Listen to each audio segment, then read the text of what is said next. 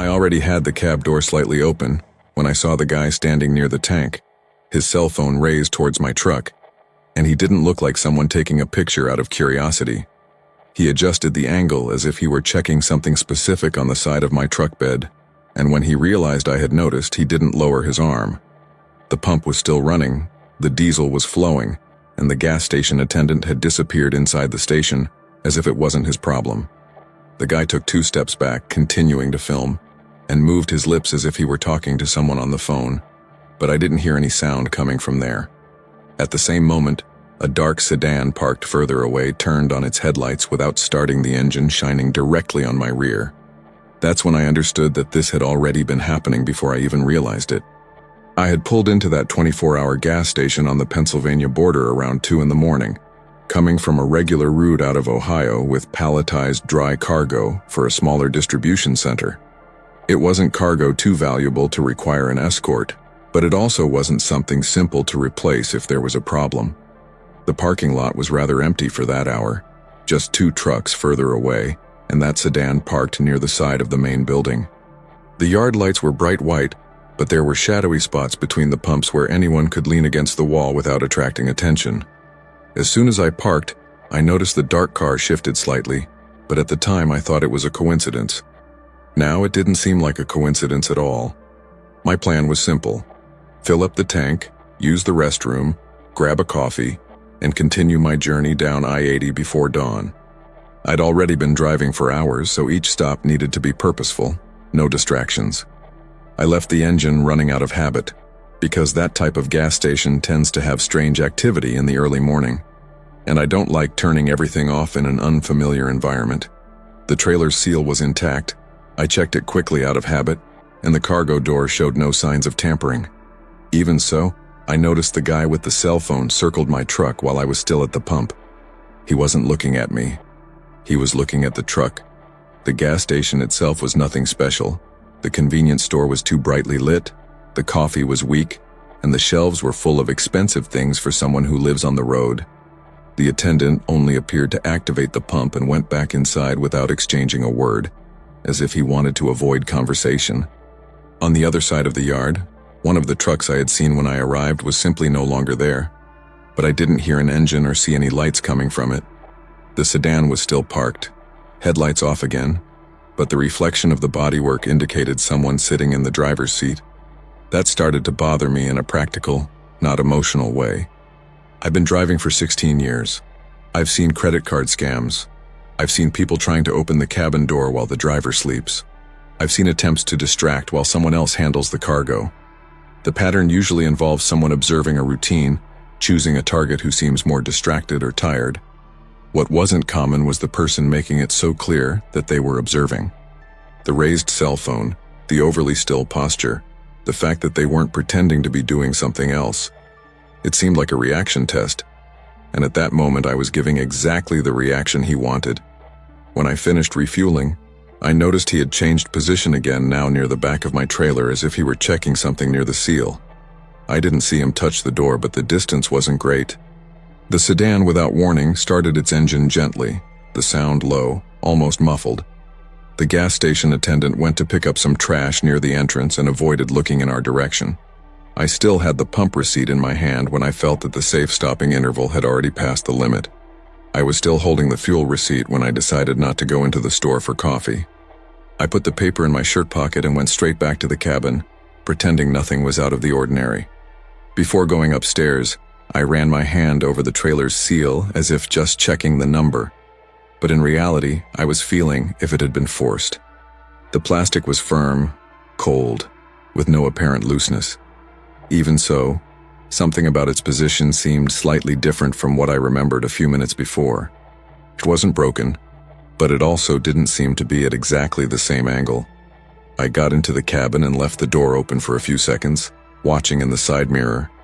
The guy with the cell phone didn't run away or try to hide it. He just took 2 steps back, typed something, and turned to the side as if waiting for a reply. The sedan's headlights came back on, but it remained stationary. That gave me the feeling that there was more than one stage to what they were doing. It didn't seem like an immediate robbery. It seemed like preparation. The object that made me hesitate was the retractable baton I keep in the side door compartment. It's not something I like to use, but I've kept it there since an old incident in Texas. My first decision was simple: get out of there without confrontation, ignore any provocation, and get back on the highway. But as I turned the key and adjusted the gear shift, I saw in the mirror that the guy was now right behind the trailer, out of direct range of my headlights. I didn't have a clear view of what he was doing. I thought about getting out again and going over there, but that would put me in the space they seemed to control. Instead, I reversed slightly, less than a meter, just to force whoever was behind me to move. The man quickly moved aside, raising his hand as if I had made a mistake, but his face showed no surprise. It showed calculation.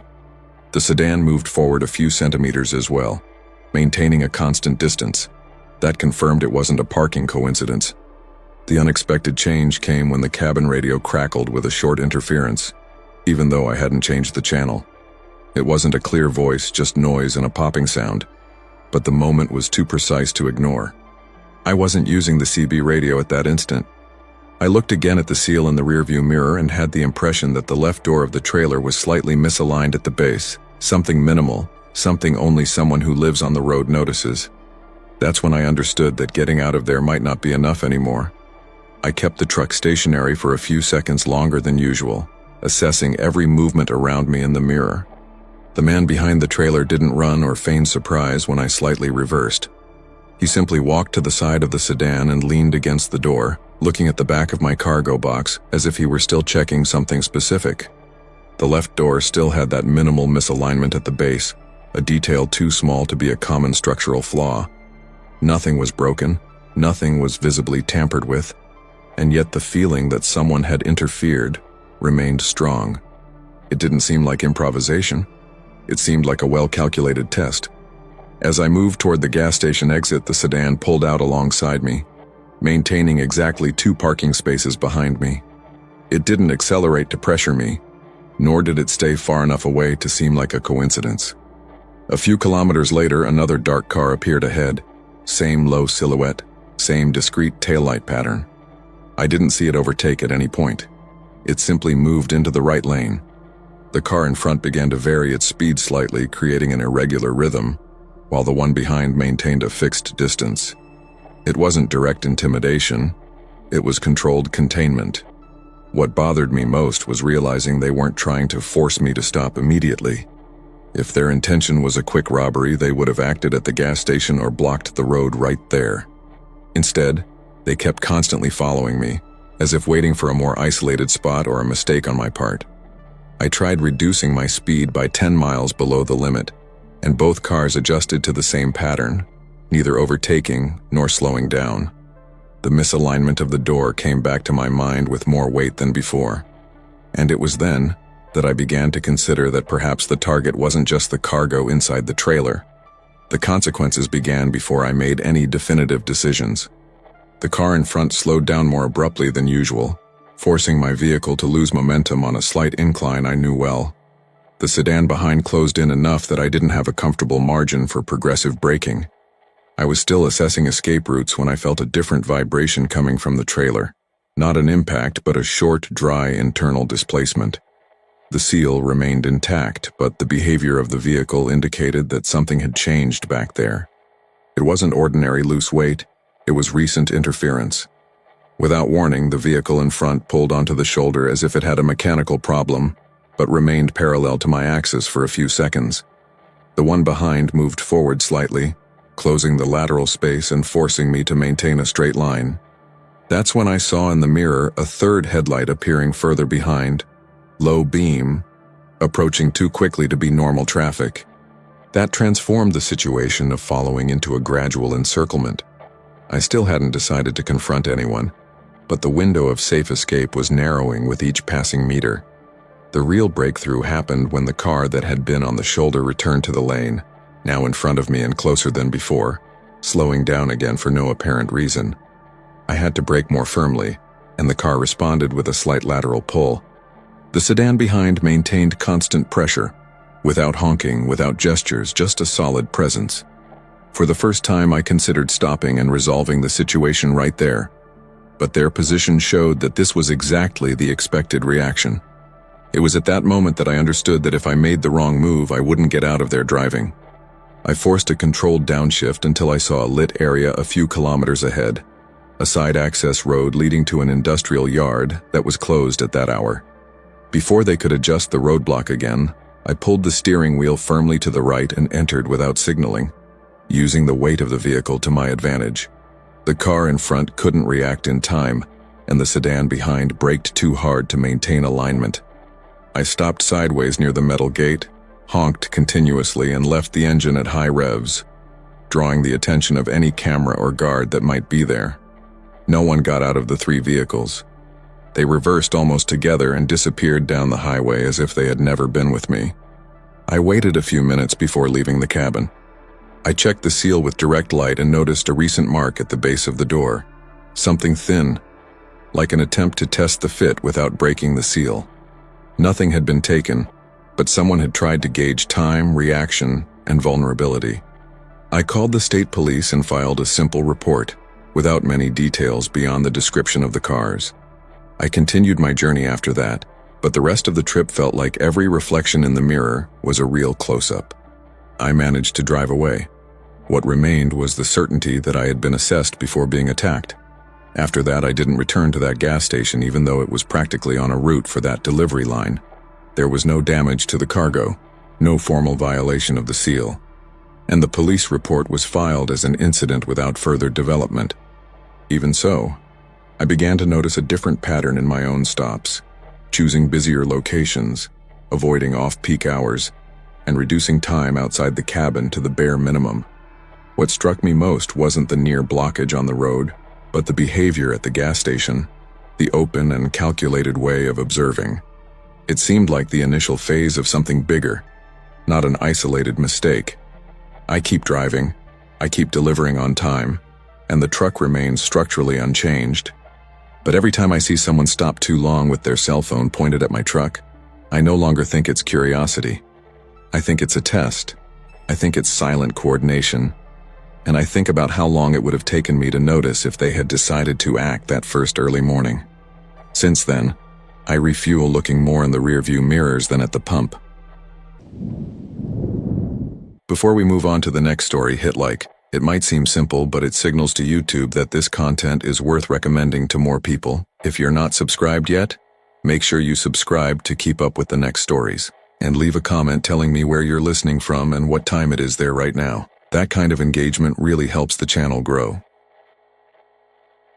The first sign wasn't a loud noise or a flashing light on the dashboard.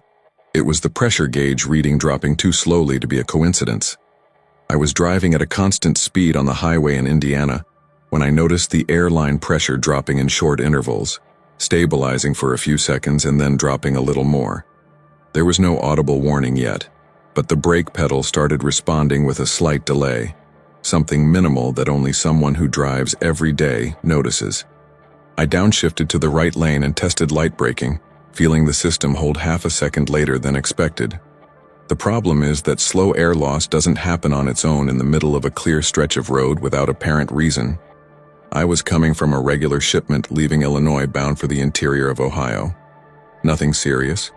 Dry cargo palletized and sealed at the distribution center. The route through Indiana was simple, a flat stretch, few long curves, and moderate traffic at that late afternoon time.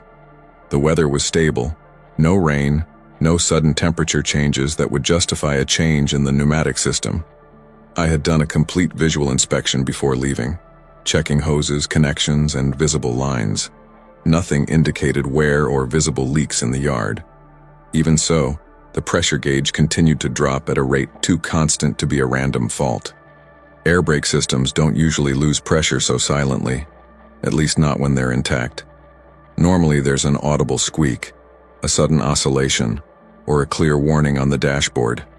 In my case, it was a clean, progressive drop, as if someone had opened a minimal controlled gap.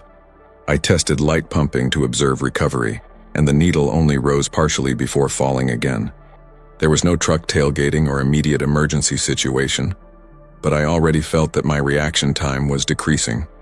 The technical detail didn't scream danger, but it suggested recent intervention. A few kilometers earlier, I had made a quick stop at a smaller gas station to use the restroom and check the external tie-downs. I wasn't out of the cab for more than 15 minutes.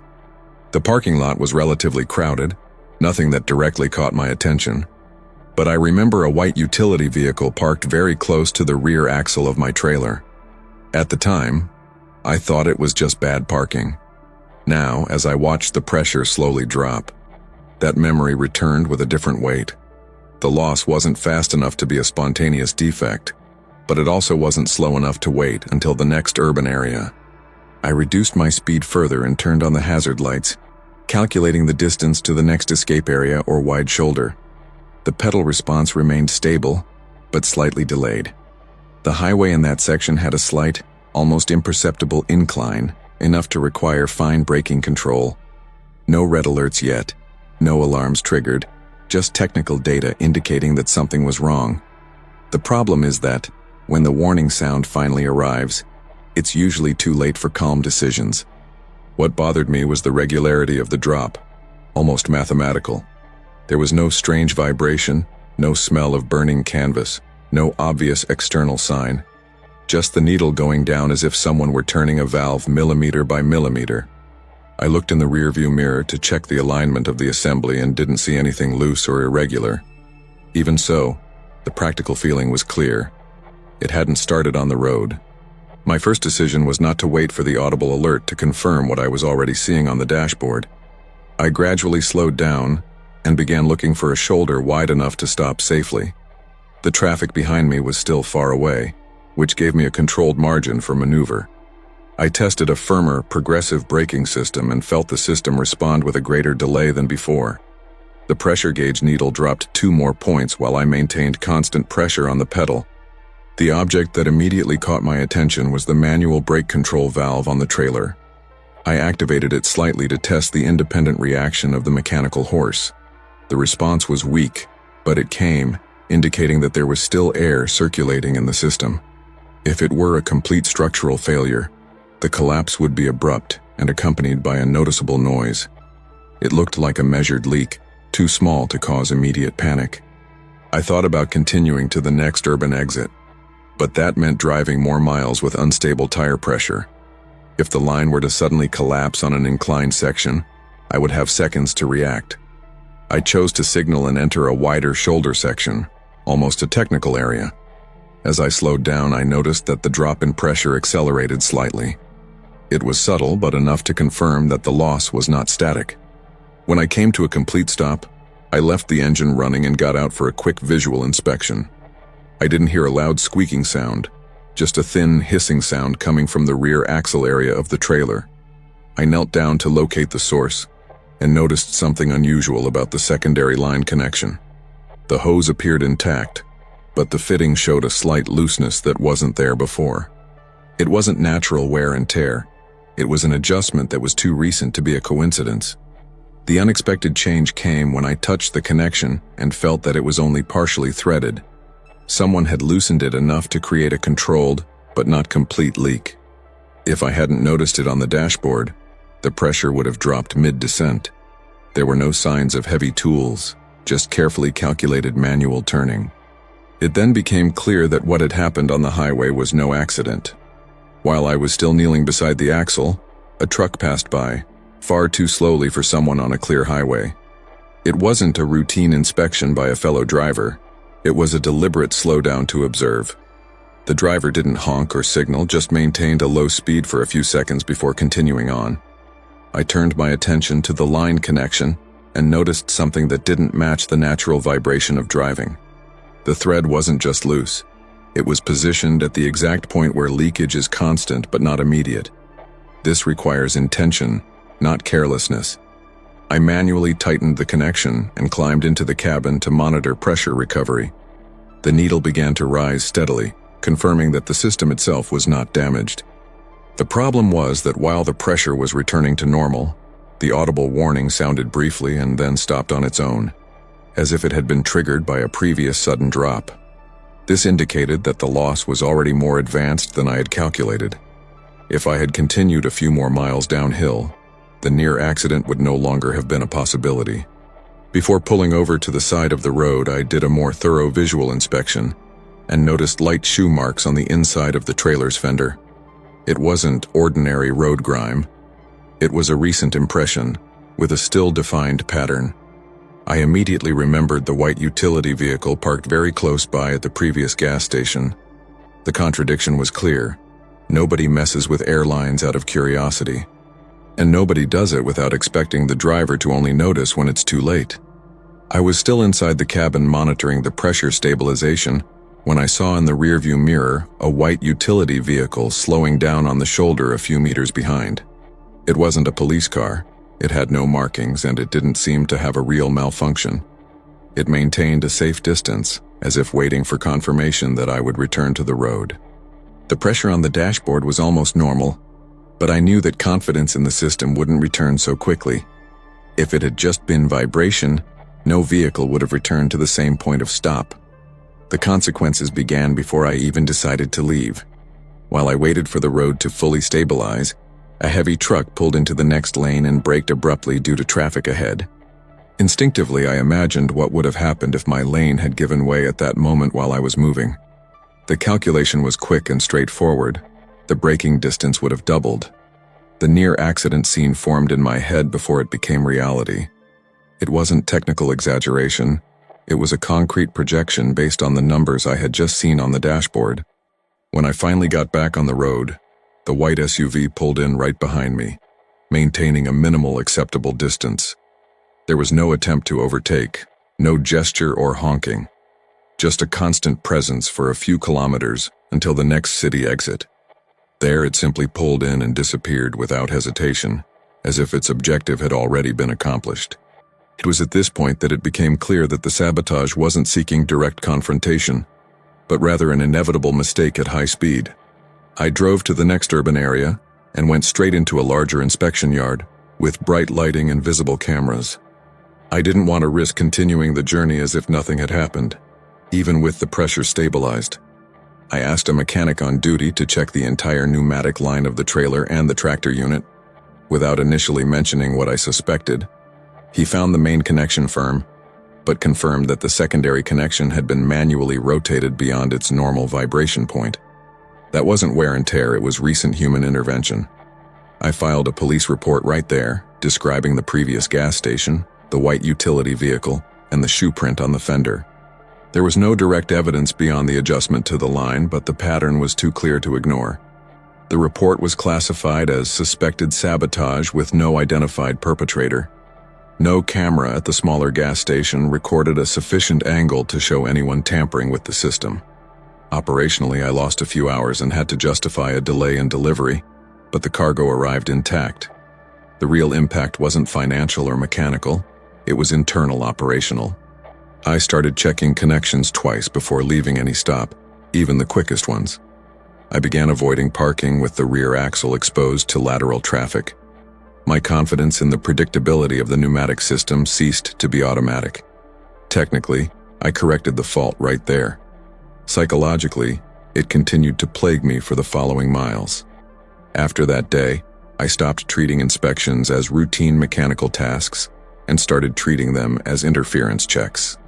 It's not paranoia, it's a practical adjustment based on what I saw with my own eyes.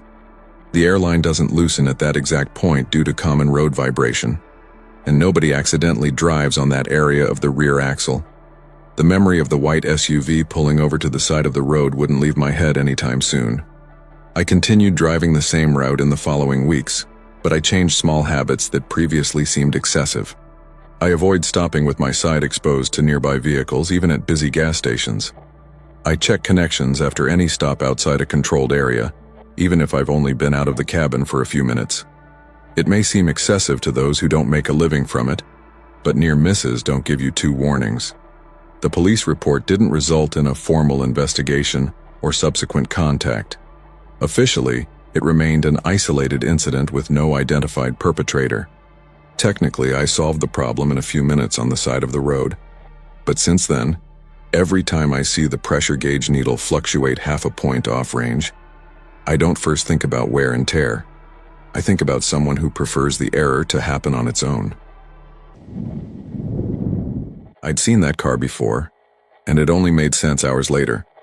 It was a gray sedan, too ordinary to attract attention, but the partial license plate I'd memorized from Montana reappeared when I was already crossing North Dakota.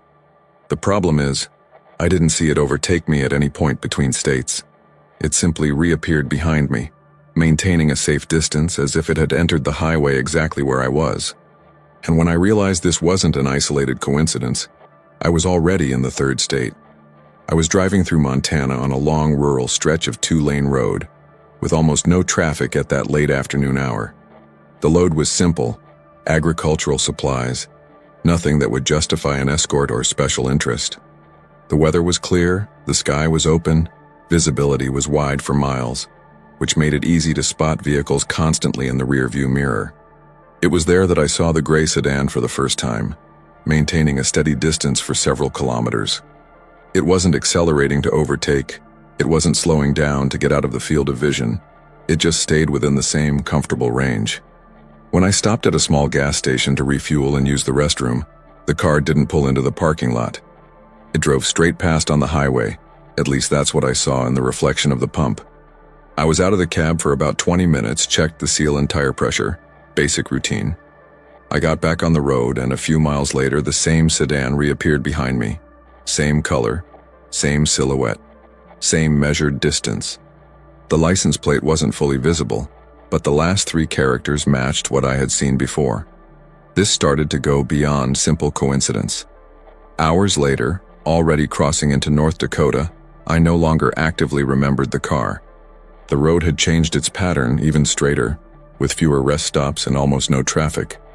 That's when I looked in the rearview mirror while adjusting it and saw the same gray model again, maintaining the same distance as in the afternoon. I hadn't seen it overtake me during a stop or cross my path on a single-lane stretch. It was simply there, as if it had entered the highway directly behind my vehicle. I started observing his driving style, speed variations and reactions to small changes I made. I slowed down 5 miles per hour below the speed limit. He slowed down as well. I gradually accelerated back to the limit. He followed without hesitation. There was no high beam, no attempt to overtake in a permitted lane. The pattern wasn't aggressive. It was too consistent to be random. The detail that bothered me the most was that at no point could I clearly see the driver in the mirror. The reflection was always misaligned. The glass slightly dark and the driver positioned inside the mirror outside my direct line of sight. It wasn't an open pursuit. It was a continuous presence, without apparent reason and without any timing error. And the strangest thing is that it didn't start to seem dangerous immediately. It started to seem impossible. My first decision was not to react as if it were an open pursuit. I needed practical confirmation before turning it into a real problem. I started mentally noting times, approximate mileage, and small road landmarks where the sedan remained within the same visual range. I adjusted the left rear view mirror a few degrees to widen the rear field of view. Every time I moved the angle, the car seemed to reposition itself exactly within the new frame. It didn't accelerate too much, nor did it get far enough away to disappear.